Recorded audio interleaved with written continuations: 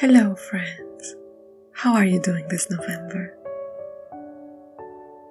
I often hear November is a difficult month. Most people have a hard time with the days getting shorter, the cold taking its permanent place for winter, and the general atmosphere of complaint at the office or among friends. If you were in search of something to lift your mood, then welcome. Because this little reader here has a great time in November. Remember, we're getting ready for Christmas. So even if it's not here just yet, you have the prospect of celebration and fairy lights ahead. Then there is the beauty of those cozy evenings, reading by candlelight, while a nice meal is cooking and perfuming the whole house with its wonderful aromas. Because let's face it, there's nothing else to do. So you have the perfect excuse to cuddle up on the couch and read or watch a cozy movie. There are many ways to enjoy November. So here are some of my suggestions.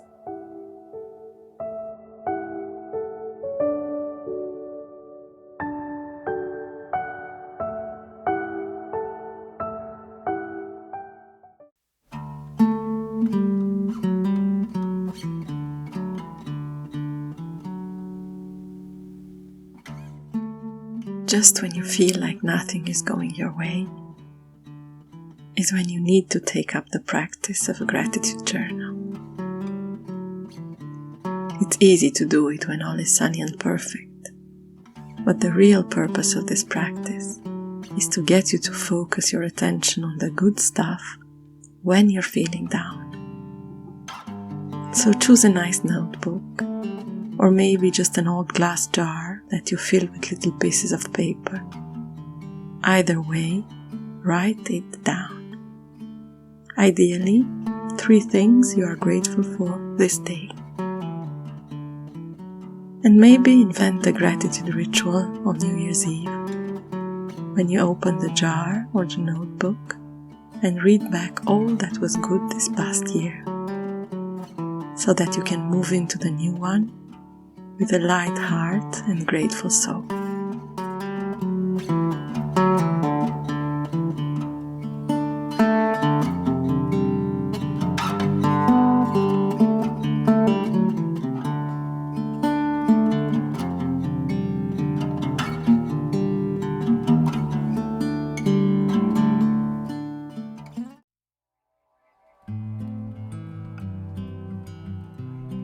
My reading mood has fluctuated greatly these last few weeks, to say the least. I have many reading goals that seem unattainable at the moment. So while browsing through my bookshelves, I decided to opt for some classics to ensure my satisfaction. I have not yet found an Agatha Christie that I didn't like, and this one was sitting on my shelves for 10 years waiting. It's a good thing I jot down when and where I get my books. This way, when I finally get to read them, I can connect to that moment again. La plume empoisonnée, or the poisoned feather, is the French translation for the moving finger, published in 1942. 2 siblings moving to a little village in Devon, receiving anonymous letters. It sounds perfect for my cozy early evenings. This next selection I know nothing about, but I have a good feeling. My intimidating Brontë sisters anthology is a volume I regularly come back to whenever I want a nice classic to travel with. My note on the day I bought it seems strange. I have no recollection of thinking it, and still it makes sense. Thinking of my father and his collections, I bought an anthology of novels I thought should be in my home. Just as he bought for many years entire collections of classics, or modern classics, thinking any home should have them in its library. This time, I'm choosing Charlotte Bronte's novel, The Professor, and I have high hopes for a good excuse to make myself a nice cup of tea and ignore everything and everyone. And then there is this beautiful edition of Thomas Hardy's A Pair of Blue Eyes, a purchase I made solely for the beauty of the cover, but I think it will suit my November mood just fine. It seems appropriate to read a Hardy novel after I made a video of Victorian poetry. The story continues, and with an epigraph like this, I think I found my tea to go along perfectly.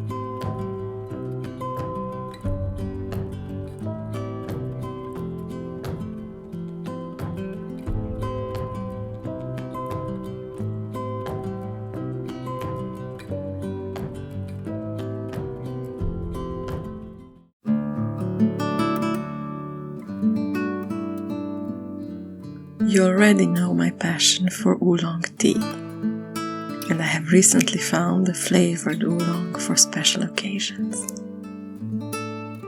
The violet is an acquired taste, but since living in France, I have learned to enjoy the Toulouse violet in many different forms.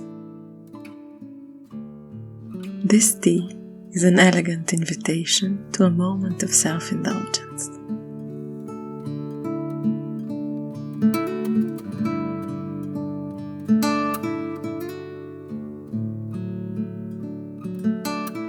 The oolong is a discreet background, leaving the front of the stage to the strong personality of the violet that shows remarkable self-restraint. It's not overpowering, just the right dose of refinement. A tea that transforms an ordinary afternoon into a moment of pure delight.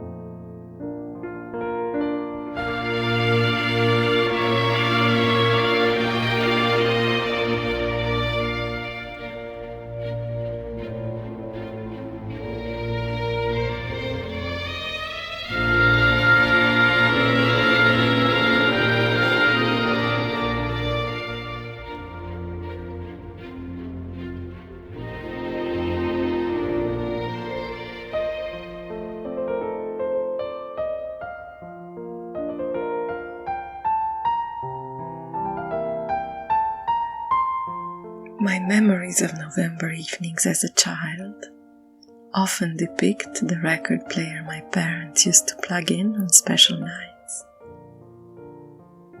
I remember some records of children's stories, some of traditional caroling, a few of old tangos, but the one that was most worn out was Mozart's Piano Concerto No. 20. My mother's favorite.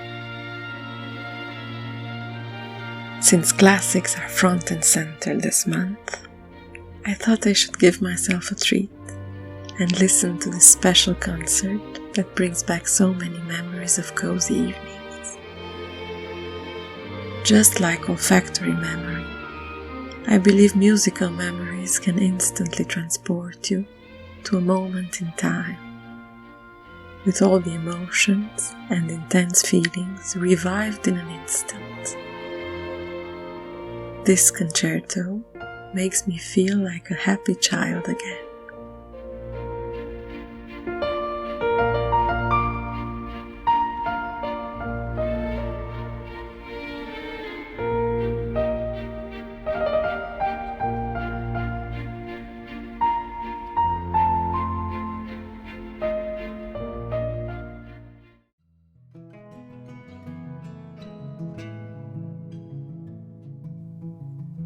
since cold weather rhymes with hot soup, I thought I should share one of my favorite autumn recipes, sweet potato and pear soup.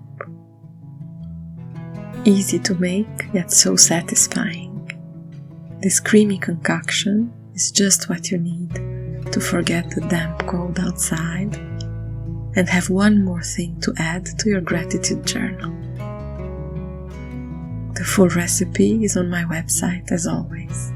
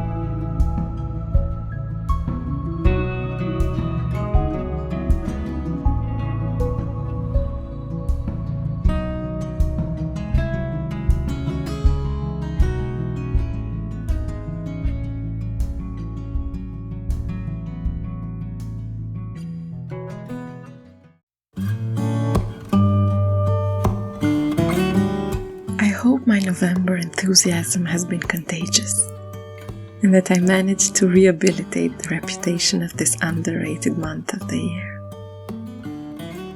Our December meeting will have a different format. I'm keeping it a secret for the time being, but be sure to follow me on social media for the big reveal.